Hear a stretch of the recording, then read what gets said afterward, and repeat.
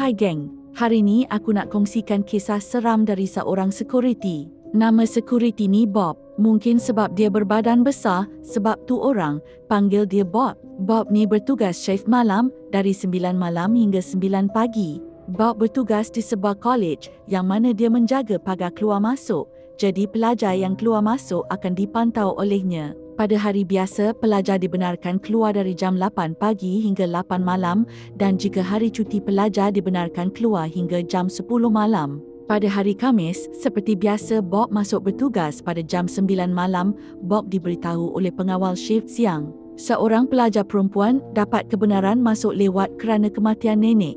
Katanya pelajar perempuan itu akan masuk sekitar jam 11.45 malam, jadi Bob harus mencatat waktu masuk pelajar itu.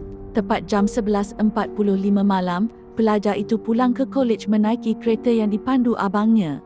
Bob menyuruh pelajar itu menulis maklumat abangnya di dalam buku pelawat kerana abangnya mahu menghantar pelajar itu ke dalam kolej. Selesai menulis segala maklumat, pelajar itu terus menaiki kereta yang dipandu abangnya. Bob melihat terdapat 3 orang di dalam kereta itu. Pelajar itu, abang beserta adik lelakinya.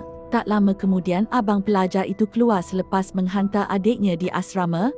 Bob perasan seorang wanita di tempat duduk di belakang. Bob segera menahan kereta itu dan melihat di belakang, kosong. Tak ada orang di belakang. Bob bingung. Adakah ini perasaan aku? Bentak di dalam hati. Bob pun biarkan kereta itu berlalu pergi dan Bob sempat melihat tempat duduk di belakang. Dia terkejut apabila melihat sosok wanita yang berwajah seram dan melihat ke arahnya.